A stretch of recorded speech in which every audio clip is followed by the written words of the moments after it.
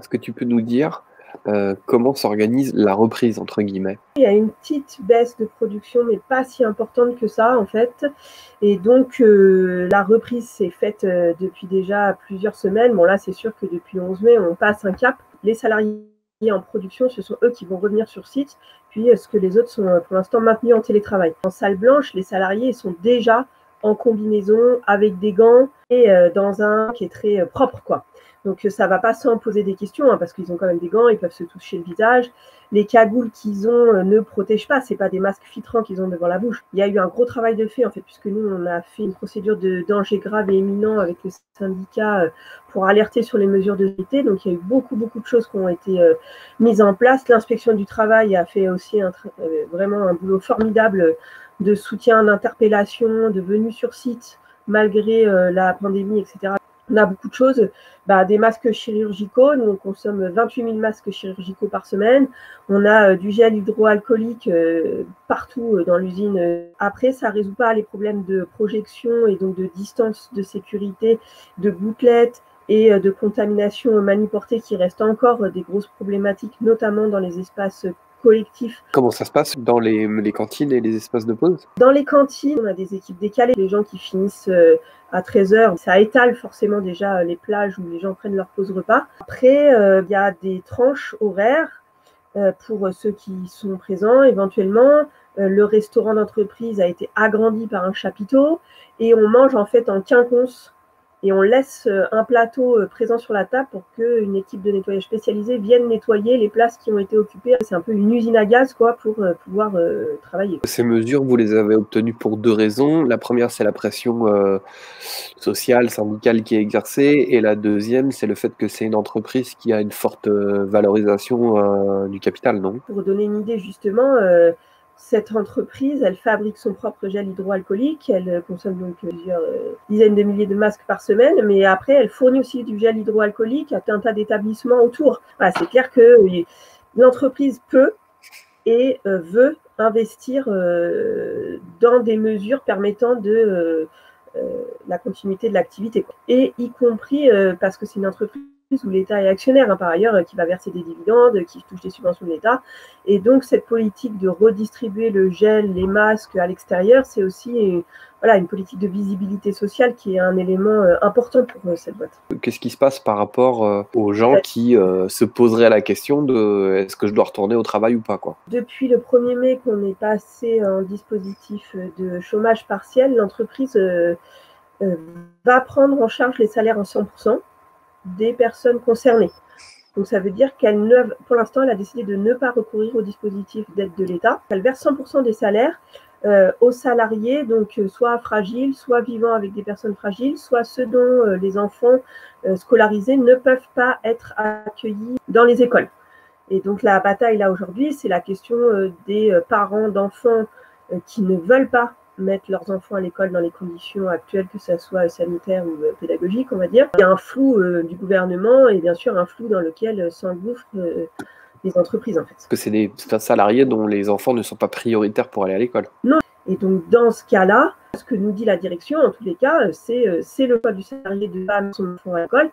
Et donc, puisque c'est son choix, c'est à lui d'en assumer les conséquences. Si aujourd'hui, tous les salariés de ST Microelectronics ou de l'ensemble des entreprises disaient « moi, je n'ai pas le choix, je dois travailler et donc il faut prendre mon enfant à l'école », il y aurait un problème dans les écoles, en fait. Parce qu'effectivement, le protocole sanitaire dans les écoles ne serait pas applicable avec l'ensemble des enfants de tous les salariés présents. Il y a un double jeu du gouvernement de, en gros, transférer la responsabilité, c'est-à-dire le gouvernement ne dit pas les écoles maternelles, par exemple, sont fermées, il dit chacun se débrouille, les maires, les directeurs, les enseignants, voilà.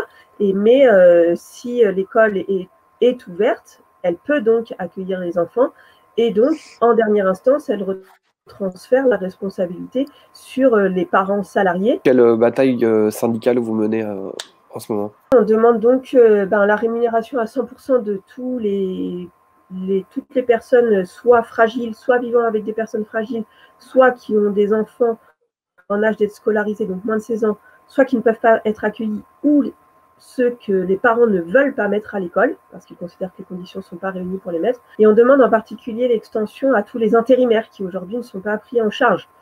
Donc voilà, ils sont renvoyés par rapport à leur boîte d'intérim, mais eux ne toucheront que le chômage partiel et donc 84% du net. Nous, on demande l'extension de la rémunération à 100% à l'ensemble des salariés concernés, y compris les parents d'enfants qui ne souhaitent pas mettre leurs enfants à l'école. Bon, et puis après, on a aussi des batailles en cours sur les conditions sanitaires d'accueil, la question de la climatisation, en salle blanche, le port des masques, dans le cas de formation. Donc, il y a encore plein de points de détail sur lesquels on mène bataille. Le problème principal, c'est que l'augmentation en tant que telle du nombre de salariés présents, c'est une difficulté en tant que telle pour les flux de personnes qui circulent, pour la cantine, pour les espaces communs. Donc, ce qu'on a réussi à peu près mettre sous contrôle là jusqu'à présent, plus il y a de monde, plus c'est difficile. En fait. Est-ce que vous avez des tests? Non, il n'y a pas de test. Pour l'instant, ce n'est pas à l'ordre du jour du tout, avec plusieurs problématiques. On a par exemple le contrôle de température à l'entrée d'usine. Donc ça, déjà, c'est déjà problématique, parce que ça veut dire que sur le lieu de ton entreprise, potentiellement, on recueille des données médicales sur l'ensemble des salariés qui passent. Avec les tests, le problème serait amplifié. Donc, qui a accès, qui fait les tests, dans quelles circonstances, qui décide de les faire? C'est une question que nous, on se pose parce qu'évidemment, c'est une question centrale en termes de gestion de l'épidémie. Tester, isoler ceux qui sont effectivement malades. La question, c'est qui les fait et à qui dispose des données et qui les gère. On a un service de santé en plus interne à l'entreprise, donc les tests pourraient être faits sur place. C'est tout début de débat en fait, à la fois dans le syndicat et avec les salariés. Est-ce que tu peux chiffrer les effets de cette crise sur les personnels précaires de l'entreprise? Les contrats précaires qui arrivaient à échéance ne sont pas renouvelés. Il y a quand même un tiers des salariés en production qui sont sur des contrats précaires CDD ou intérimaires. Donc, tout ça, ça va arriver à échéance au fil de l'eau. Pour l'instant, il y a une sorte de fuite en avant, c'est-à-dire que chez nous, la production n'a pas du tout diminué, en fait. Au contraire, les demandes sont encore très fortes. C'est pour ça qu'ils sont pressés de reprendre l'activité là, maintenant. Tout le monde voit bien à la fois la conjoncture économique globale, mais le fait que ça ne se retranscrit pas là maintenant tout de suite. D'où l'intérêt pour des boîtes comme celle-là d'avoir un tiers de précaires dans ses effectifs. C'est-à-dire que c'est effectivement du personnel complètement modulable au jour le jour.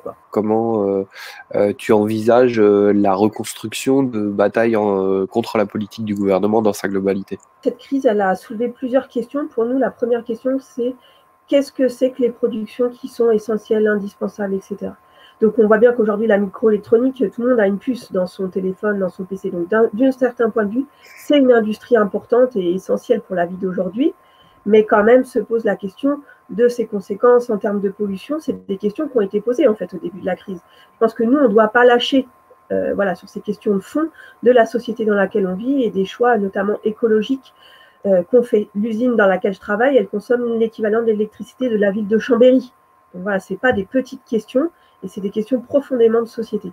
Donc ça, c'est des points qui ont été soulevés par cette crise qu'il faut garder en tête.